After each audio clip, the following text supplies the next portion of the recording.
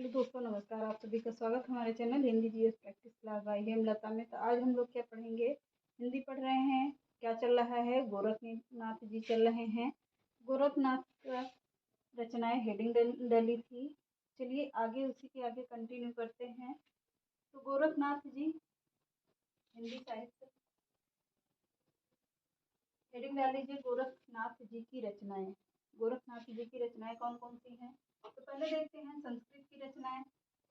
पहले कौन सी है? संस्कृत की रचनाएं हैं। संस्कृत की रचनाओं में क्या है? सिद्ध सिद्धांत पद्धति, विवेक मार्तंड, शक्ति संगम, तंत्र निरंजन, पुराण, वैराट पुराण। कौन कौन सा है? सिद्ध सिद्धांत पद्धति है, विवेक मार्तंड है, शक्ति संगम है, तंत्र निरंजन है, पुराण है, वैराट पुराण है। ये कितनी रचनाएं हैं? एक है, दो हैं, तीन हैं और चार, पाँच, छह रचनाएं किसकी हैं? तो संस्कृत की हैं। छह रचनाएं किसकी मानी जाती हैं? तो संस्कृत की हैं। छह रचनाएं ज्यादातर कंपटीशन में पूछा जाता है, यही रचनाएं पूछी जाती हैं। कौन कौन सी संस्कृत की रचनाएं हैं, कौन कौन सी हिंदी की रचनाएं हैं? तो ये छह रचनाएं किसकी हैं? संस्कृत की मानी जाती हैं। अब क्या हेडिंग डाल लीजिए, लोक भाषा की रचनाएं। लोक भाषा की रचनाएं कितनी हैं? इनकी संख्या कितनी है? 40 तक माना गया है। 40 तक मानी जाती हैं।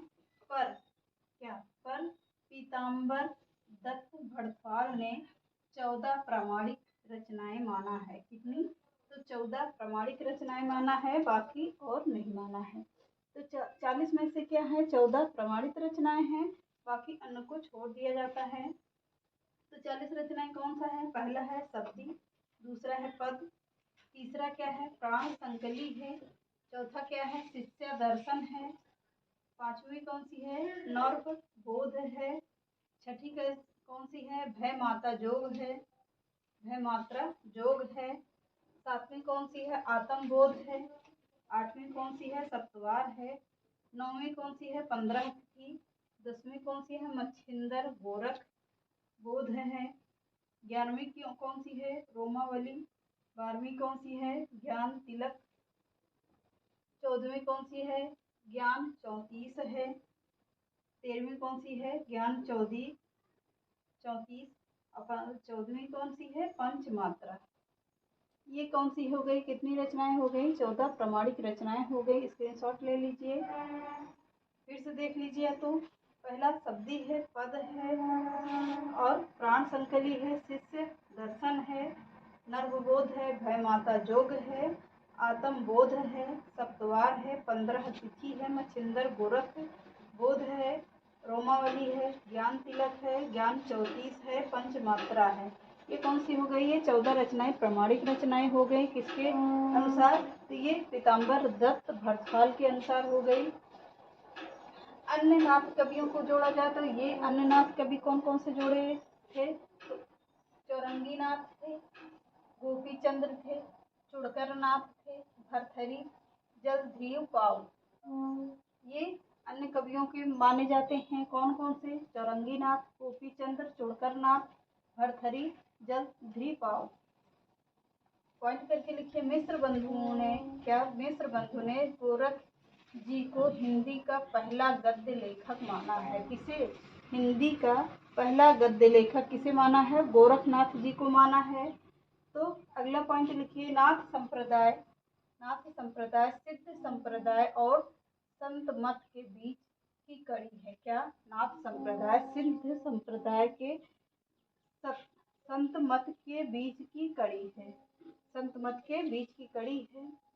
अगला पॉइंट लिखिए, आचार्य हजारी प्रसाद द्विवेदी जी ने गोरखनाथ को अपने समय के सबसे बड़े नेता माना है। किसने? आचार्य हजारी प्रसाद ने गोरखनाथ जी को अपने समय के सबसे बड़े नेता माना है। अगला पॉइंट लिखिए, सिद्ध नरीश्वरवादी थे। सिद्ध क्या थे? नरीश्वरवादी थी तथा नाथ पंथियों की भाषा क्या थी? सधुकड़ी प्लस राजस्थानी थी। सिद्ध नरीश्वरवादी थे, जबकि नाथ पंथियों की भाषा कैसी थी? सधुकड़ी और राजस्थानी थी। अगला पॉइंट लिखिए, पीताम्बर दत्त भरद्वाज ने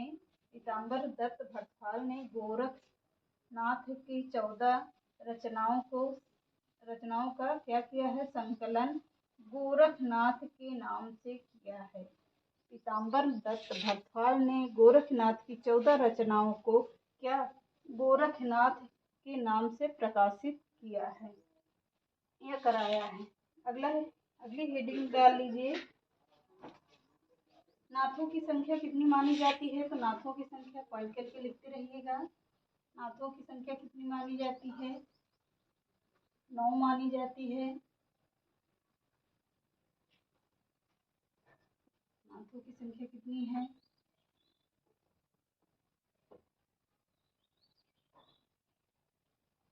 नाथों की संख्या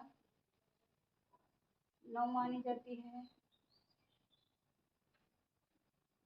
9 मानी जाती है।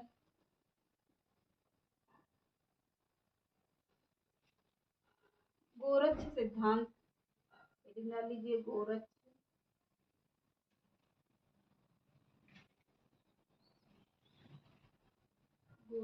सिद्धांत हेडिंग डाल लीजिए, गोरक्ष सिद्धांत संग्रह।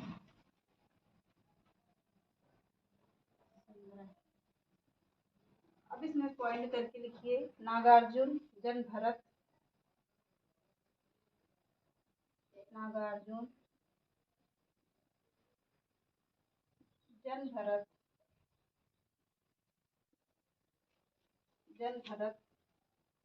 गोरक्षनाथ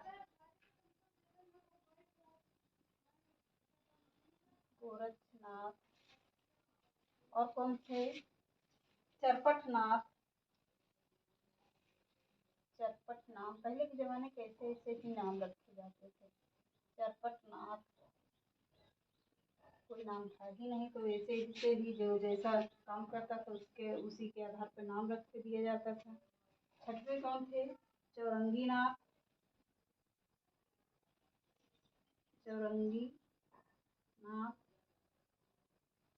सातवें कौन थे, ये पहले हो गए, दूसरे हो गए, तीसरे हो गए, चौथे हो गए। ये कौन थे, चरपटनाथ, ये 5वें नंबर के हैं और ये 6वें नंबर के हैं। 6वें नंबर के कौन थे, चौरंगीनाथ,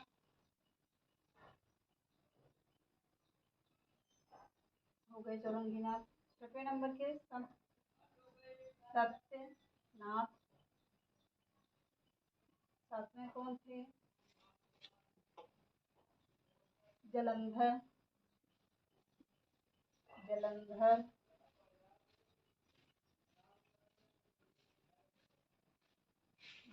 थे।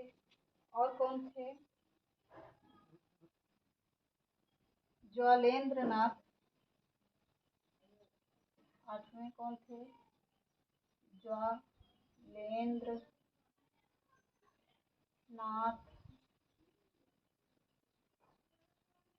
ये 8वें हो गए। 9वें कौन थे, भरतनाथ।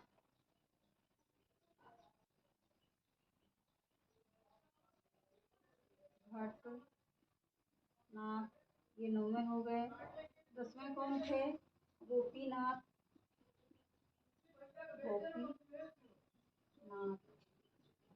ये कितने थे, 10 गुरु थे। गोरक्ष सिद्धांत संग्रह में कौन थे, 10 गुरु थे। नागार्जुन जन भरत, गोरक्षनाथ, चरपटनाथ, चौरंगीनाथ, सत्यनाथ, जलंधर, ज्वालेंद्रनाथ, भरतनाथ और गोपीचंद्र। ये कौन थे, 10 गुरु थे जो क्या थे, गोरक्ष सिद्धांत संग्रह के थे।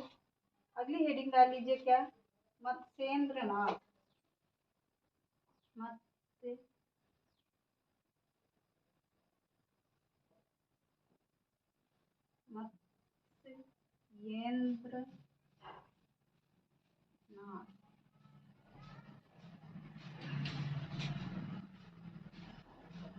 अब इनको क्या था,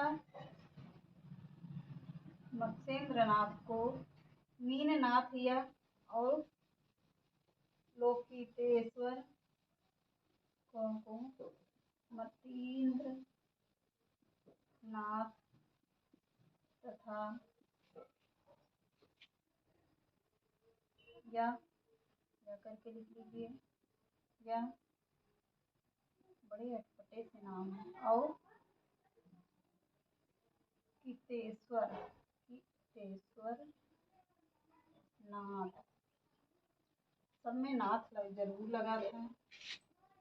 ये नाम से भी जाना जाता है। मत्स्येंद्रनाथ को मतीन्द्रनाथ या लोग कितेश्वर नाथ के नाम से जाना जाता है। अगला पॉइंट लिखिए, मत्स्येंद्रनाथ के गुरु कौन थे? जलंधर थे। मत्स्येंद्रनाथ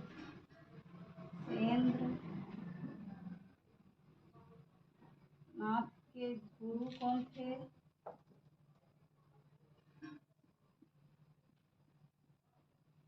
जलंधर।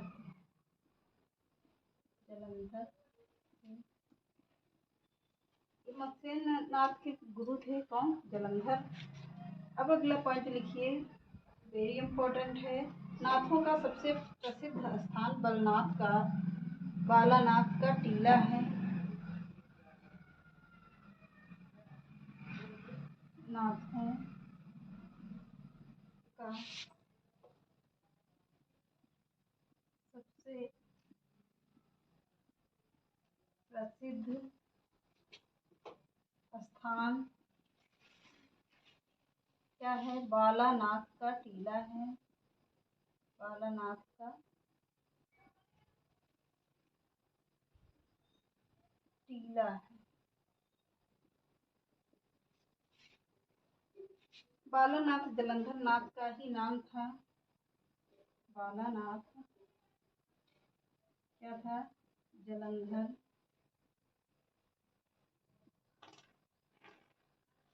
नाथ का ही नाम था। जलंधर नाथ का ही नाम था।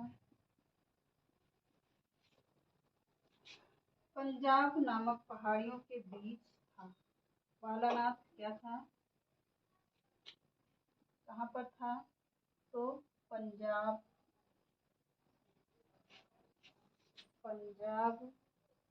की पहाड़ियों के बीच था। पहाड़ियों के बीच था।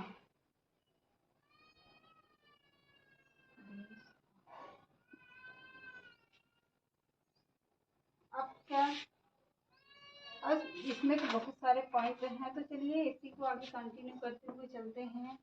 इतना हो गया होगा, बोल भी रहे हैं, लिखवा भी रहे हैं आप लोगों को, तो लिखते भी रहिएगा साथ साथ में जो बोल रहे हैं। पॉइंट करके आगे लिखिए। चौरंगी नाथ गोरखनाथ के शिष्य थे। चौरंगी नाथ गोरखनाथ के कौन थे? शिष्य थे। जो पूरन भगत के नाम से प्रसिद्ध हुए। जो पूरन भगत के नाम से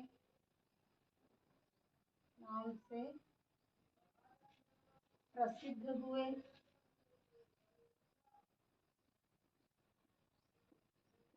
इसके नाम से पूरन भगत के नाम से प्रसिद्ध हुए थे। अगला पॉइंट करके लिखिए, नागार्जुन गोरखनाथ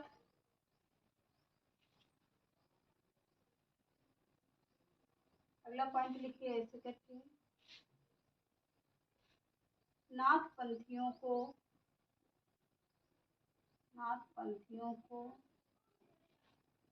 कनफटा भी कहा जाता था।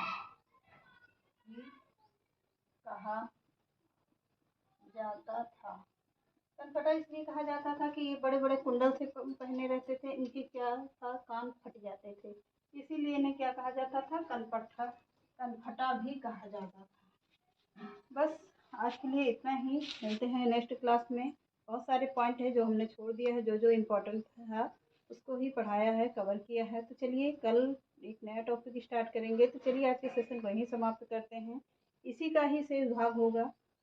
तो आज के सेशन को यहीं समाप्त करते हैं। चैनल पसंद आए तो लाइक करिए, सब्सक्राइब करिए, ज़्यादा से ज़्यादा लोगों को शेयर करिए। नमस्कार।